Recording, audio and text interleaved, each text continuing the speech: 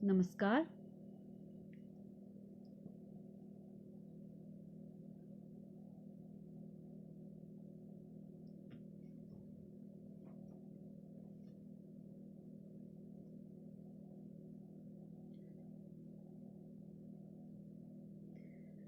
नमस्कार। एमसीएन किन्नौर के live page पे आप सबका स्वागत है। अगर मेरी आवाज़ आ रही है तो प्लीज़ आप मुझे बता दें कमेंट्स में। अगर नहीं आ रही तो बता।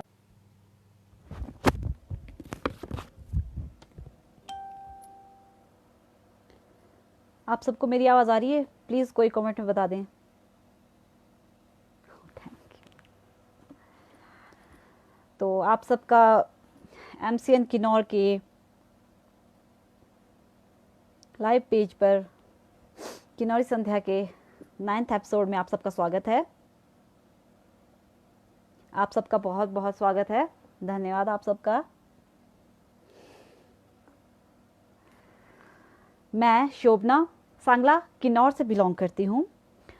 मैं एक लेखिका हूँ, कविताएं लिखती हूँ और साथ ही साथ मैं एक शिक्षिका भी हूँ।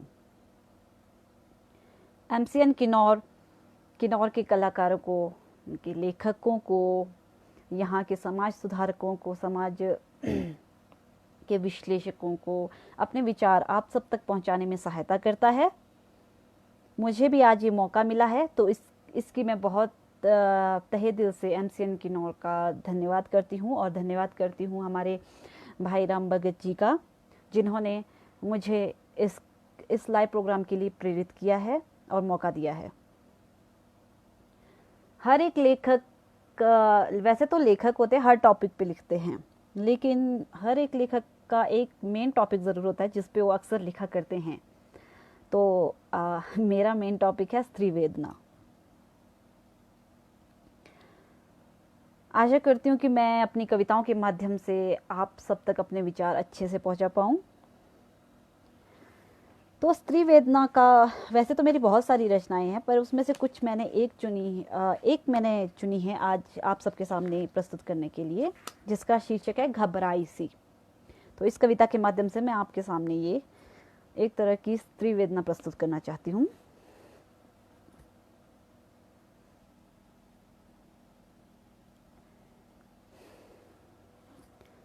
इसका शीर्षक है घबराई सी। देखा मैंने आज उसे वो सिमटी सी शर्माई सी, थोड़ी डरी से कुम्हलाई सी, घूंघट थी लिए घबराई सी। देखा मैंने आज उसे वो सिमटी सी शर्माई सी, थोड़ी डरी सी घबराई सी, घूंघट थी लिए कुम्हलाई सी। वो वही है जिसने भाई को हर एक कष्ट से बचाया था। थी वही वो जिसने बहना को माँ की ही तरह सहलाया था। पूरे घर के हर कोने में उसने जीवन को बसाया था। जब आई थी वह ब्याह के, ध्यान देने योग्य बात है, जब आई थी वो ब्याह के, घर को मंदिर उसने बनाया था। रोटी थी बनाती सबके लिए, सबको ही स्नेह से खिलाया था। बच्चों को आंचल के लिए जीवन जीना सिखलाया था। देखो ये जग की रीत अजब, फिर भी वो है मुरझाई सी, थोड़ी डरी सी कुम्हलाई सी, घूंघट थी लिए शर्माई सी। अब मैंने जो कहा कि स्त्री वेदना, तो इस बात पे सबके अलग अलग विचार है।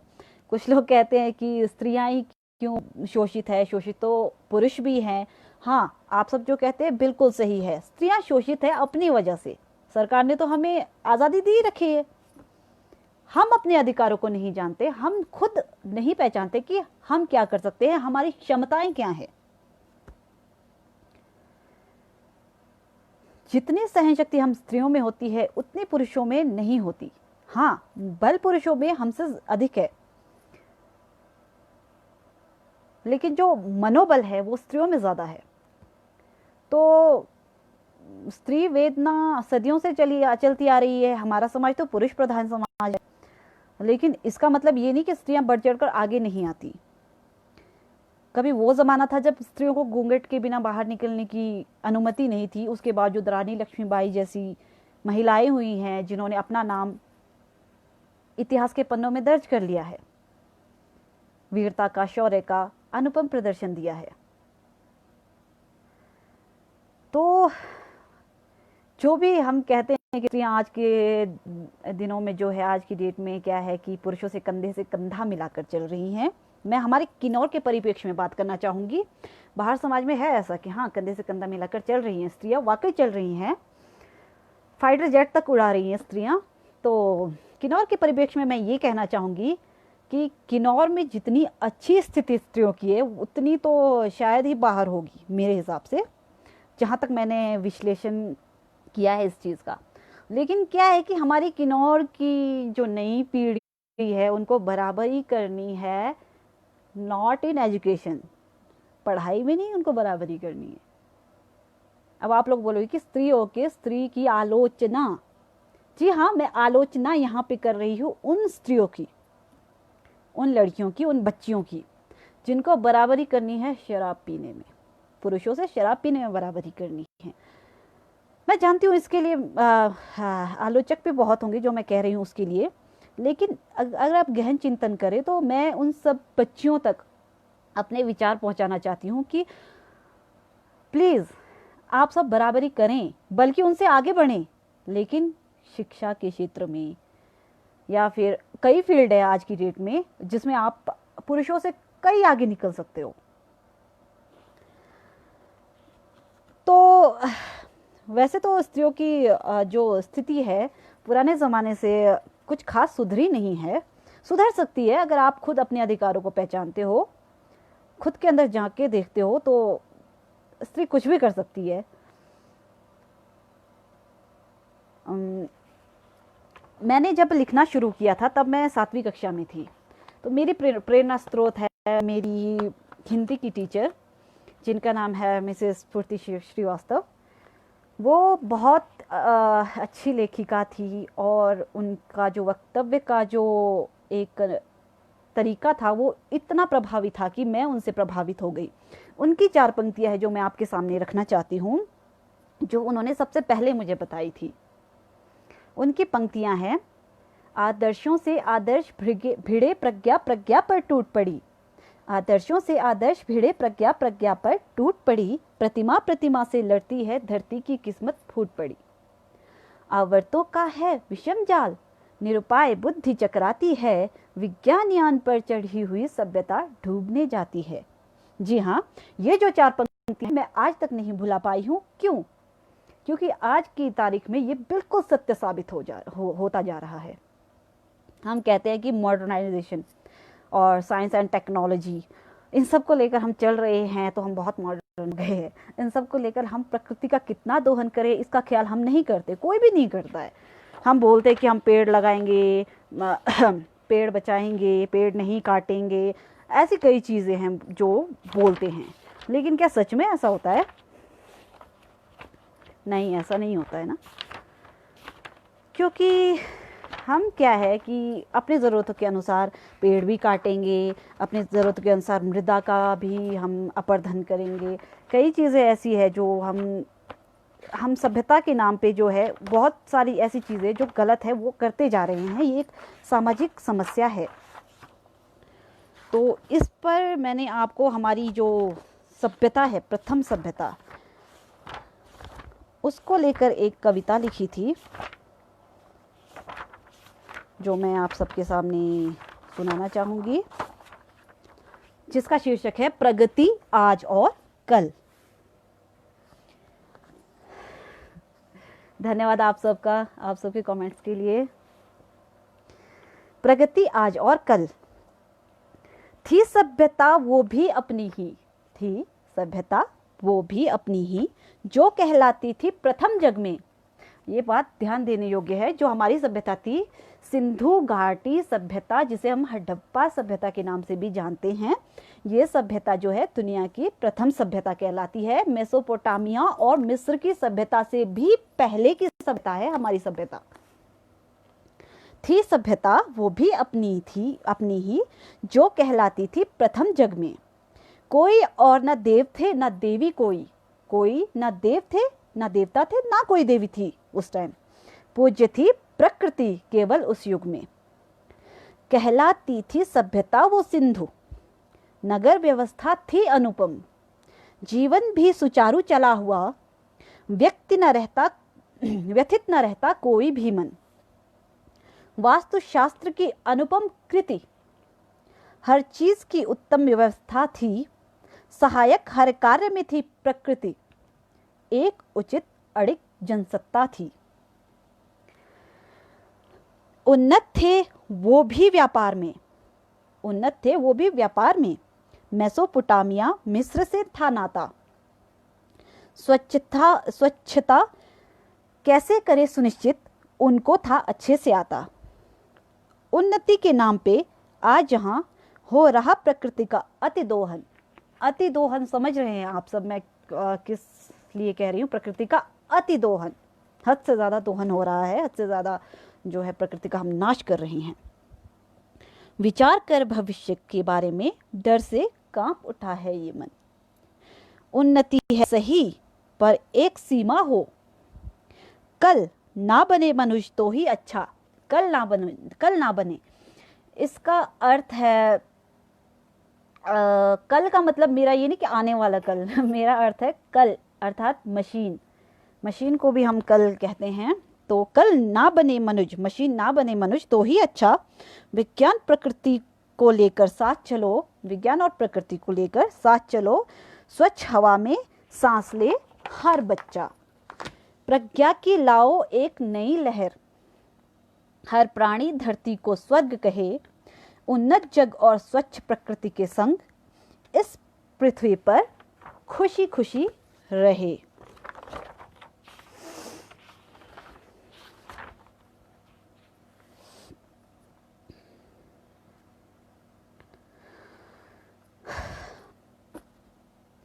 आप सबका बहुत बहुत धन्यवाद आपके कमेंट्स के लिए।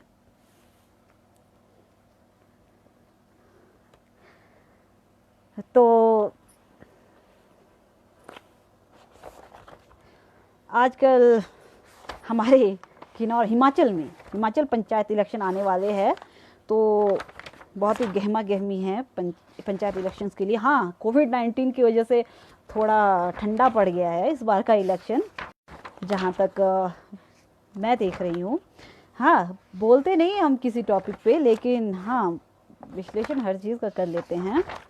तो मैंने एक इलेक्शंस पे भी एक कविता लिखी थी जो शायद आप लोगों को अच्छी लगे, तो मैं आप सबके सामने प्रस्तुत करना चाहूँगी।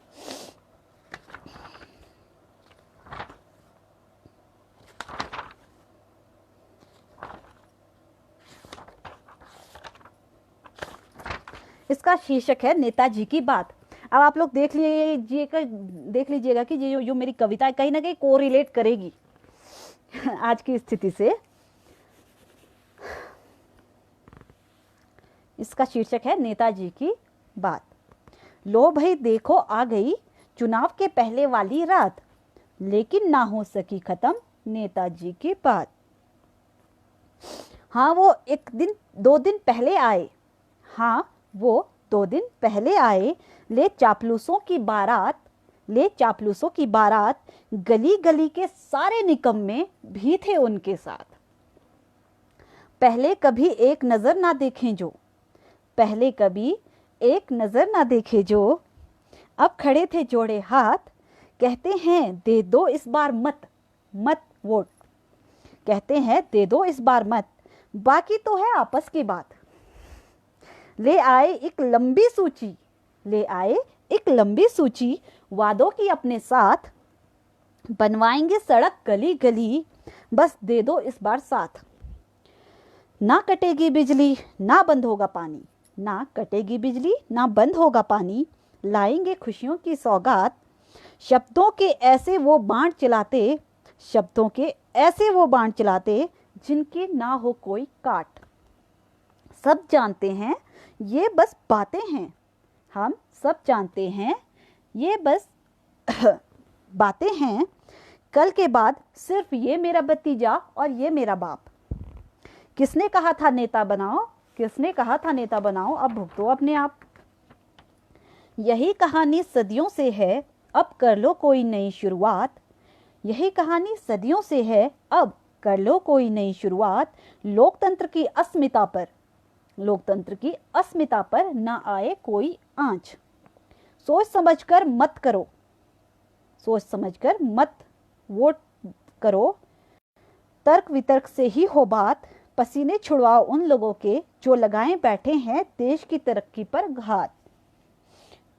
लो भाई देखो आ गई चुनाव के पहले वाली रात, लेकिन ना हो सकी खत्म नेताजी की बात।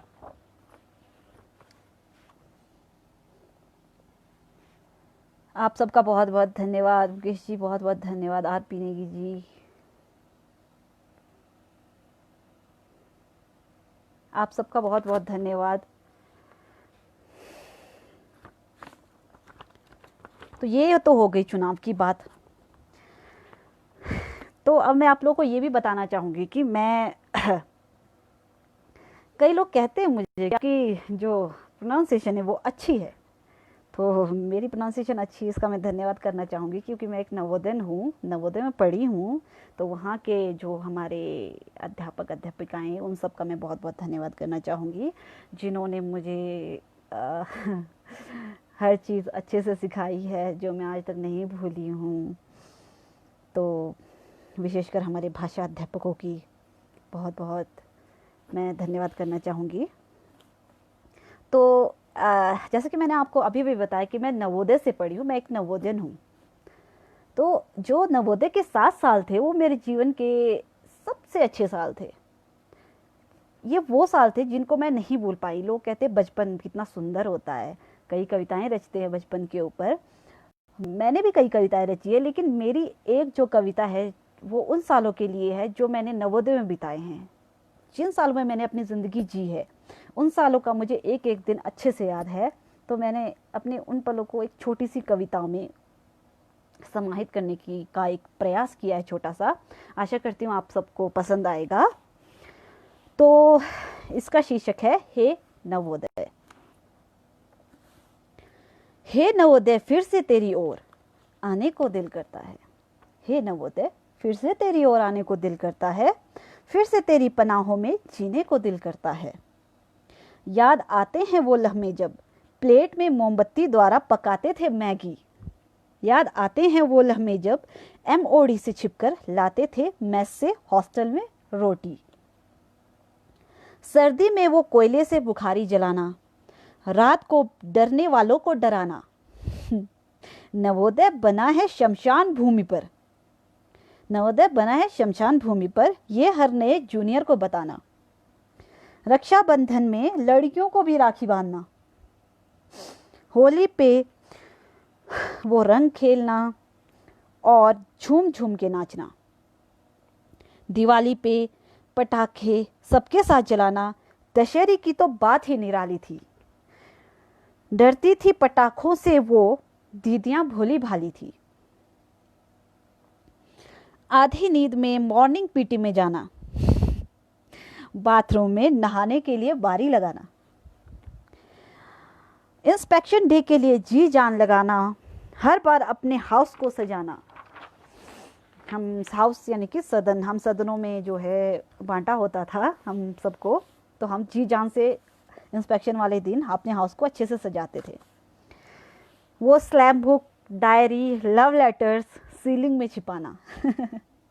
जी हाँ, वो slam book, diary, love letter ceilings में छिपाना, घर से आई घी अचार को एक ही दिन में उड़ाना।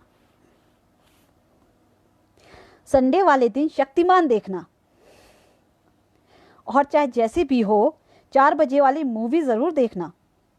पूरे दिन लोअर पहन के घूमना, सारे दिन जितने भी साल में जितने भी दिन होते लोअर पहन के हमने घूमना। आउटिंग और पार्टी वाले दिन ही नए कपड़े संदूकों से बाहर निकालना। इंडिपेंडेंस डे फंक्शन के बहाने शाम की स्पोर्ट्स बंक करना। सैटरडे नाइट पे सबको अपना टैलेंट दिखाना और फिर फेयरवेल वाले दिन खूब रोना, स्कूल के आखिरी दिन मन भर आना।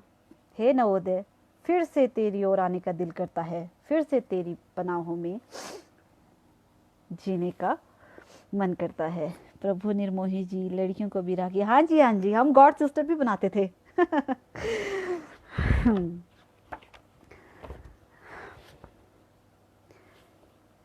हमारे समाज में एक समस्या नहीं है कि हमारी जो स्त्री वेदना, यही एक समस्या नहीं। हमारे समाज में भूखमरी, गरीबी, बेरोजगारी, ऐसी कई समस्या है। बेरोजगारी से तो हम खुद भी जूझ रहे हैं, हम अभी तक जॉब नहीं लगे। तो ऐसी ही दो चार समस्याओं को मैं एक कविता के में जो पीरो को लाई हूँ, उसका शीर्षक है रो पड़ती हूँ। रो पड़ती हूँ जब अधनंगे बच्चे सड़कों पर मिलते हैं, भूखे पेट नंगे पैरों से तपती सड़कों पर चलते हैं। रो पड़ती हूँ जब बूढ़ी अम्मा, रो पड़ती हूँ जब बूढ़ी अम्मा गली गली भटकती है। ये पोएम है मैडम जी, वाई जी नेगी जी, ये पोएम ही थी, लेकिन ये कविता छंद मुक्त कविता थी, नवोदय वाली। हाँ जी। तो रो पड़ती हूँ जब बूढ़ी अम्मा गली गली भटकती है, जो 10 बच्चों को भी पाले तो रोटी को वो तरसती है। बूढ़े बाबा की आंखों से जब झरझर आंसू बहते हैं, रो पड़ती हूँ जब ठहरी निगाहों से वो बाट संतन की जोहते हैं।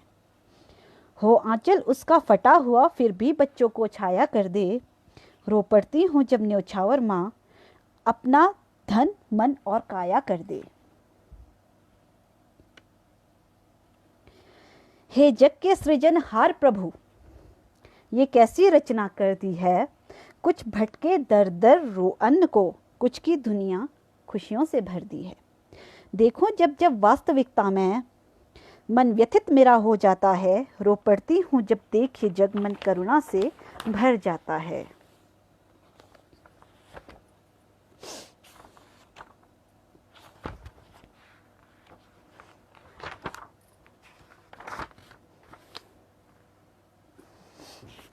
हमारे किन्नौर में एक बहुत बड़ी ही समस्या है, वो समस्या है वो अगेन स्त्रियों की समस्याएं हैं। क्या है कि हमारे किन्नौर में अब ठंड का मौसम है, ठंड की वजह से क्या है कि जो विवाहित स्त्रियां हैं वो इस बात से हमेशा शिकायत करती रहती कि हमारा पति जो है शराब पीता है, खूब शराब पीता है, तो हमें ये नहीं पसंद आता है। तो इस पर एक छोटा सा शेर जो है मैं अर्ज करना चाहूँगी स्त्रियों की तरफ से, उन पुरुषों के लिए जो बार बार कहने पे भी नहीं मानते। खत्म कर दो खुद को साकी की बाहों में तुम, खत्म कर दो खुद को साकी की बाहों में तुम, हम हुनर को साथ लिए बढ़ते ही जाएंगे।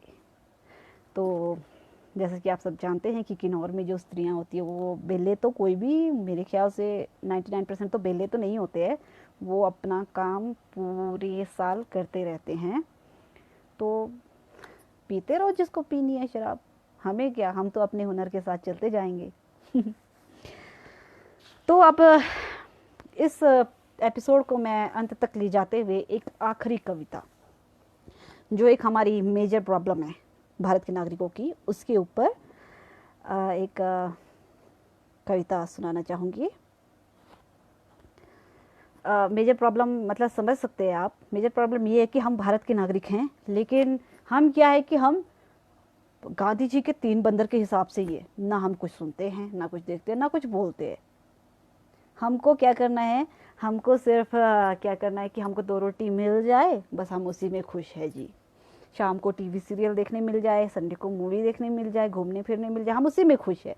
बाद में क्या करते हैं, हम गालियाँ देते हैं कि सरकार ये नहीं करी, सरकार वो नहीं कर रही है ना। तो ये नहीं समझते कि सरकार कौन है, हम है सरकार। हम कैसे है सरकार, क्योंकि हमने उनको चुन के भेजा है ना। ओहो, ये मैं गलत बोल रही हूँ, सबने चुन के नहीं भेजा होता। क्या है कि कुछ लोग तो वोट ही नहीं करते, जो कि सबसे बड़ी गलती है लोकतंत्र की। लोकतंत्र में हमें वोट का अधिकार है, मत करने का अधिकार है, तो हम अपने मत का ज़रूर प्रयोग करें। इस बार के पंचायती इलेक्शंस में मैं सबसे विनती करती हूँ कि वो ज़रूर वोट देने जाएं, क्योंकि आप वोट दे चाहे ना दे, उनको कोई फ़र्क नहीं पड़ेगा, उनको जीतना ही है। जो लोग उनको वोट देंगे वो उनसे जीतेंगे। अगर आप किसी से नाराज़ है, किसी और को बनाना चाहते हैं, तो जाइए अपने मतदान का जो है प्रयोग कीजिए और एक अच्छी सरकार बनाने में लोकतंत्र की मदद कीजिए।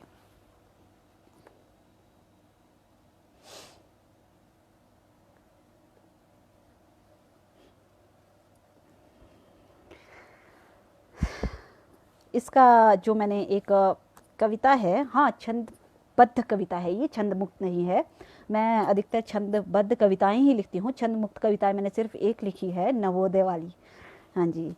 तो इसमें ये कविता है, इसका शीर्षक है मैं भारत का आम नागरिक हूँ। सुबह उठकर काम पर जाता हूँ, शाम को थककर घर आता हूँ। सुबह उठकर काम पर जाता हूँ, शाम को थककर घर आता हूँ। उतने में ही कर लूँ गुजारा जितना मैं कमाता हूँ। मैं भारत का आम नागरिक हूँ। देश में क्या हो रहा क्या नहीं हो रहा मुझे नहीं परवाह। अपनी परेशानियों में ही घिरा रह जाता हूँ। कभी कभी तो लाख जतन करके भी 2 वक्त की रोटी नहीं खा पाता हूँ। मैं भारत का आम नागरिक हूँ।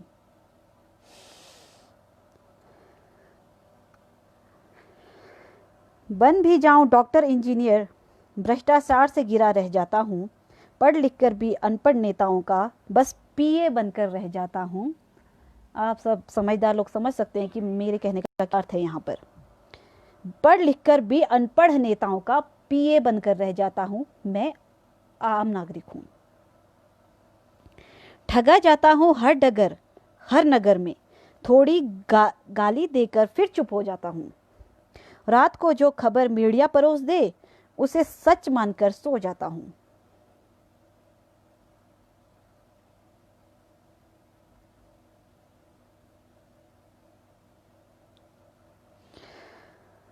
रात को जो खबर मीडिया परोस दे उसे सच मानकर सो जाता हूँ। मैं भारत का आम नागरिक हूँ।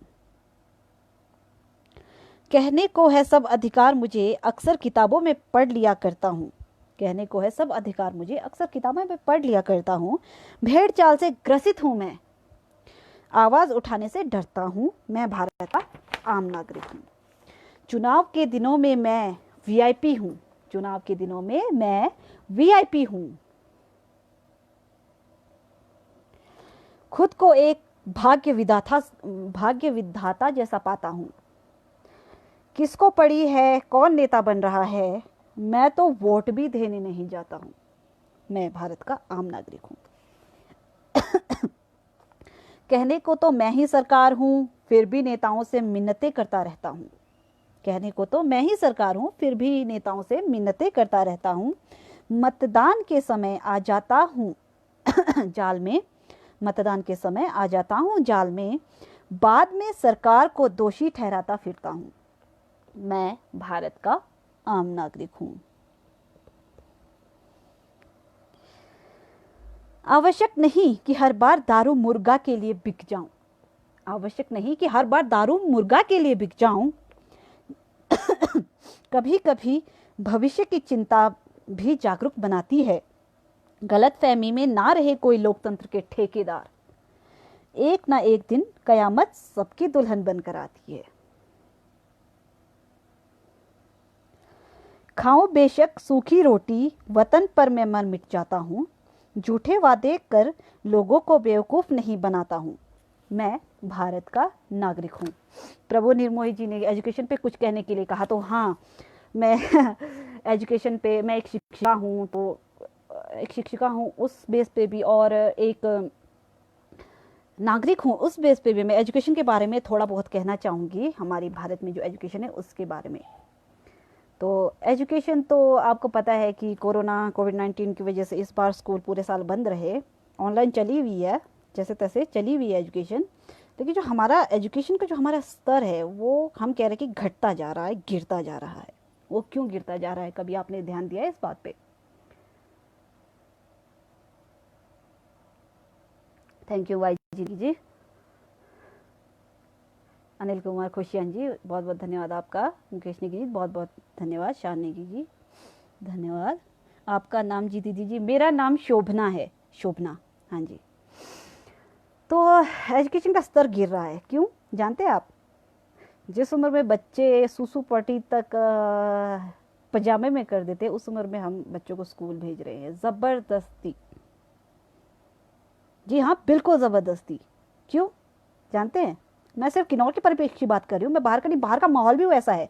वहाँ का जो माहौल है, हम क्या करते हैं किन्नौर में, देखा देखी में क्या करते हैं, बच्चों को हमने इंग्लिश स्कूल में डालना है जी, इंग्लिश मीडियम स्कूल में। क्या है कि बच्चे इंग्लिश बोलना सीखेंगे, क्या सीख लेते हैं? सोचा है कभी आपने? जी नहीं, वो नहीं सीख पाते। क्यों? क्योंकि हमारे घर का माहौल इंग्लिश, हम इंग्लिश में कन्वर्सेशन नहीं करते घरों में बच्चों से। बच्चों से क्या, हम आपस में नहीं कर सकते? क्यों नहीं कर सकते? क्योंकि हम नहीं कर सकते, हमारी मातृभाषा हिंदी है, हम यूजुअल नहीं इन सब चीज़ों के लिए। ऐसा नहीं है कि हम लिख नहीं सकते, हम बोल नहीं सकते, हम पढ़ा नहीं सकते, लिखा नहीं सकते। हम लिखा सकते, हम पढ़े लिखे हैं, ज़्यादातर लोग पढ़े लिखे हैं। लेकिन क्या है, जहाँ तक हम जो विचार, एक विचार लेकर चलते कि हमारे बच्चे किस स्पीड में इंग्लिश बोलेंगे, इंग्लिश बोलेंगे बच्चे, समय आने पर अवश्य बोलेंगे। हम भी बोलना सीख गए, जैसे हम आगे चलते गए हम बोलना सीख गए। हमारा माहौल भी नहीं था इंग्लिश वाला। क्या है कि हम छोटे से ही, बचपन से ही बस बच्चों को कलम पेंसिल पकड़ा देते, लिखो ज़बरदस्ती, लिखो लिखो लिखो, करो पढ़ो। वाजी नेगी शोभना जी, मैं सांगला से हूँ वाजी नेगी जी। तो क्या है कि जो हम बचपन में बच्चों को डाल देते ना ज़बरदस्ती, जो बोझ दे देते हैं उनके दिमाग पर, उनको पब्लिक स्कूल्स में डाल देते हैं, जो उनको दुनिया भर के एक्स्ट्रा सब्जेक्ट्स कंप्यूटर कंप्यूटर। अब मैं ये एक शिक्षिका होने के नाते कहना चाहूँगी कि जो सब्जेक्ट्स है, चाहे कुछ भी है, चाहे ज्ञान की जो भी चीज़ें हैं, हम जो है एटमॉस्फेयर से, वातावरण से कोरिलेट करके ही बच्चों को अगर समझाएं तो अच्छा रहेगा। आप सबसे भी विनती है, आप सब पेरेंट्स हैं घर में, आप किसी के दीदी है, भैया है, कोई भी है, आप सबको मैं इतना कहना चाहूँगी कि हम बच्चों को सिखाएं, छोटे बच्चों को, मैं बड़े बच्चों की बात नहीं करूँगी, छोटे बच्चों को सिखाएं। लेकिन कैसे सिखाएं कि हम जो है वातावरण के साथ उन चीज़ों को रिलेट करके हम सिखाएं। मेरे 3 बच्चे हैं, मेरे 2 बच्चे बड़े हैं, लेकिन एक बच्ची बिल्कुल छोटी है अभी। उसको मैं बजाय उसके ऊपर प्रेशर डालने के, मैं उसको वातावरण के साथ कोरिलेट करके काफ़ी चीज़ें सिखा चुकी हूँ। अगर वो नहीं लिखना चाहती, नहीं पढ़ना चाहती, तो मैं उसके ऊपर बोझ नहीं देती। क्यों? क्योंकि मुझे पता है, मैं भी पढ़ के ही बड़ी हुई हूँ। आप खुद देखिएगा, हमारे टाइम में जो हमसे उम्र कम करके 3-4 साल बड़े लोग होते हैं, वो फर्स्ट आते हैं हमेशा। वो क्यों आते? क्योंकि उनके माइंड का ग्रोथ उतना हो चुका होता है। इस चीज़ को हमें समझने की आवश्यकता है। जो न्यू एजुकेशन पॉलिसी है, सरकार ने जो न्यू एजुकेशन पॉलिसी है, उसके अंतर्गत जो बच्चों की एज क्लासेस के हिसाब से जो डिवाइड की है, मेरे हिसाब से तो बिल्कुल सही है। अब कुछ लोग गालियाँ दे रहे हैं कि ये क्या है, मतलब इतने बड़े होते तक तो बच्चे पता नहीं कहाँ से कहाँ पहुँच जाने थे, ये वो। नहीं, आप देखिएगा, एक दिन आप इसी चीज़ को अप्रिशिएट करेंगे। ये एक बहुत अच्छी बात है। ये मैटर नहीं करता कि बच्चा किस उम्र में कौन सी क्लास में, मैटर ये करता है कि बच्चा कितना समझ रहा है उस चीज़ को और आगे जाके क्या करने वाला है। और ये जो अंग्रेज़ी स्कूल, हिंदी मीडियम स्कूल, इसका जो एक फासला है ना, वो जाके आगे कॉम्पिटिटिव एग्ज़ाम्स में बिल्कुल बराबर हो जाता है। सरकारी स्कूल प्राइवेट स्कूल का जो फासला है, आगे जाके कॉम्पिटिटिव एग्ज़ाम्स में बिल्कुल बराबर का हो जाता है। तो मेरे हिसाब से तो हाँ, जो कर सकते हैं, जो अमीर लोग हैं, जो प्रतिष्ठित लोग हैं, वो चाहे जो मर्जी करें, कैसे भी स्कूल में आप बाहर भेजिए, आप अच्छे स्कूल से कुछ भी करें। लेकिन जो उन लोगों से मेरी विनती है, जो मध्यम वर्गीय परिवार है या फिर जो थोड़े निम्न वर्गीय परिवार है, उनसे निवेदन है, उनसे मेरी विनती है कि सरकारी स्कूल हमारे बहुत अच्छे हैं। आप सब अपने बच्चों को सरकारी स्कूल में भेज कर तो देखिए। हम भी सरकारी स्कूलों से पढ़े लिखे हैं, अच्छा कर रहे हैं, अच्छा दे रहे हैं। तो आप सबसे निवेदन है कि आप सब ये जो दौड़ लगी है प्राइवेट स्कूल की, इंग्लिश मीडियम स्कूल की, तो इन सब की में ना भागें। जो आपको सोच समझ के, जो आपको बच्चों के लिए ठीक लगे, जो अच्छा लगे, आप उसी से करें। तो इस सब के साथ आप सबका मैं फिर से बहुत बहुत धन्यवाद करती हूँ। MCN किन्नौर के लाइव पेज का फिर से धन्यवाद करती हूँ। इसी के साथ मैं अपना वक्तव्य समाप्त करती हूँ। आप सबका बहुत बहुत धन्यवाद। घरों पर रहे, सुरक्षित रहे। कोरोना वैसे तो हमारे किन्नौर में बहुत ज़्यादा फैल चुका है, फिर भी हो सके तो कोशिश करें खुद को सुरक्षित रखने की। हमारी सुरक्षा अब हमारे हाथ है, कोई हमारी सुरक्षा नहीं कर सकता। धन्यवाद।